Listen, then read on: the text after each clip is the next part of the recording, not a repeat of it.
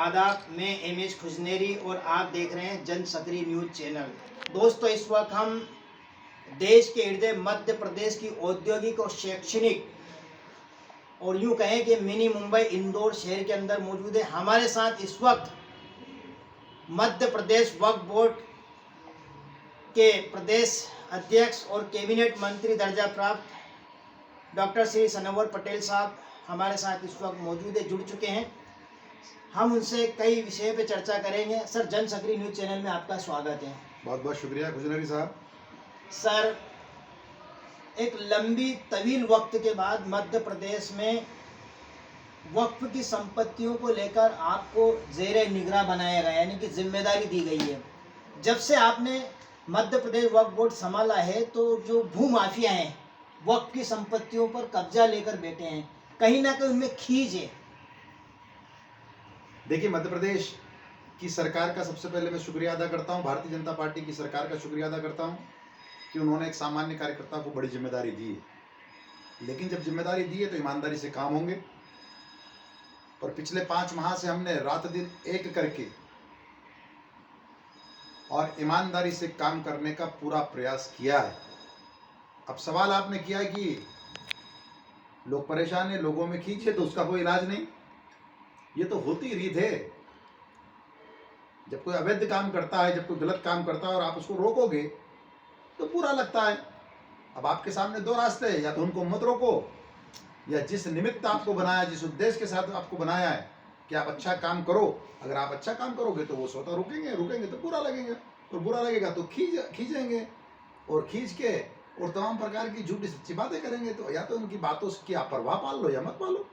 तो मैं और मेरा संगठन ये कहता है कि ऐसे गलत लोगों की परवाह नहीं पालना और आगे बढ़ो। चरेवेती चले जाओ, आगे बढ़ो, अच्छे काम करो। सर, जैसे कि आपने कहा कि अच्छे काम की शुरुआत हुई है, तो एक अच्छे काम में एक बात निकल कर आई थी, आपके द्वारा कहा गया था कि वक्फ की संपत्तियों को आय का स्रोत बनाएंगे और इसका कुछ परसेंट शिक्षा के लिए हम खर्च करेंगे। बहुत ही अच्छा सवाल किया खुजनरी साहब आपने। अभी हमने एक भोपाल में एक काम को हाथ में लिया है, हमीदिया कॉम्प्लेक्स। हमीदिया कॉम्प्लेक्स का सबसे पहले तो हमने नामकरण किया, उसका नाम रखा है पीर शहीद मियाँ के नाम पर। और उस कॉम्प्लेक्स की लागत जो है वो 5.5 करोड़ रुपए है। 1.5 करोड़ रुपया उसमें लग चुका था। हमसे पहले वालों ने अच्छा काम किया, लेकिन 3 करोड़ रुपया और उसमें लगना है, 3.5 करोड़ रुपया, जो अभी इंतजामात नहीं थे। ऐसी स्थिति में हमने कैसे वक्फ की संपत्ति से आय बढ़े और वो वाकिफ की मंशा के हिसाब से खर्च हो, उसके लिए हमने उस हमीदिया कॉम्प्लेक्स की एक फ्लोर को तैयार किया। और एक फ्लोर को तैयार करके और उसकी बीट कराई, और उस बीट कराने से हमको लगभग 5 लाख रुपया माह सिर्फ एक फ्लोर का रेंट हमको आना शुरू हो जाएगा। ये हमारे रेट आए हैं। साथ ही 3 करोड़ 8 लाख रुपया उसका प्रीमियम आया है।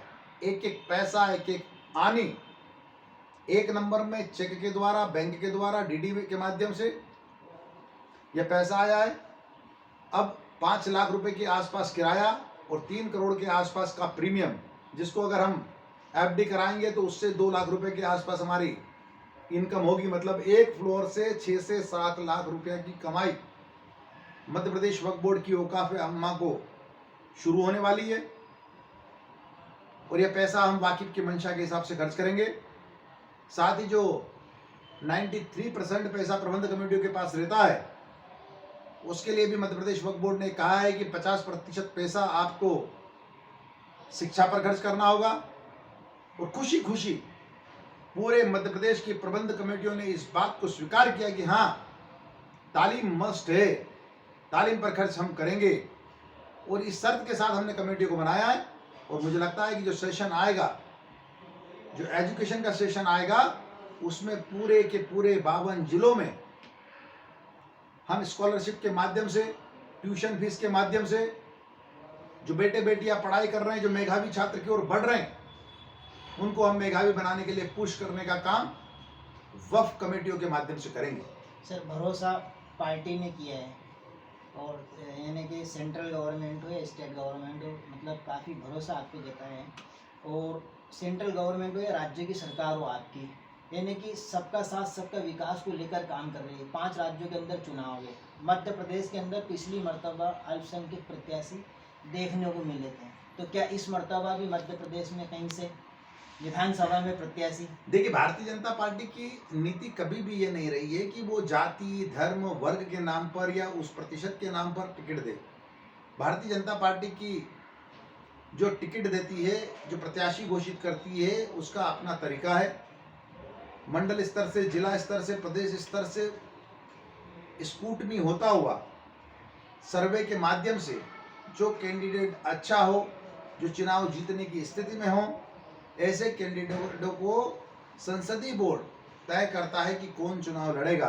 तो ये जाति, धर्म और वर्ग के आधार पर नहीं होता है।